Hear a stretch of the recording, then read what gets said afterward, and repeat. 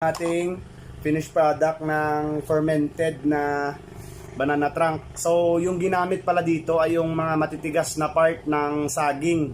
So yung katawan ng saging, yung mga titigas na part, yun yung ginamit natin. So ito na mga ka-farm mo, sa 3 weeks fermentation, lumambot na talaga ang ating fermented banana trunks. So ito na siya oh. Pwede na to mga ka-farm ipakain sa ating mga alagang manok, itik, tsaka pato. So mga ka-farm, magbibigay lang ako ng kaunting insight sa paggawa ng fermented banana trunk.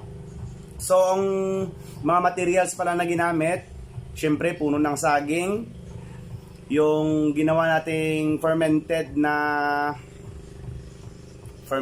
or molasses, yung molasses na ginawa natin homemade, yun yung kanyang mga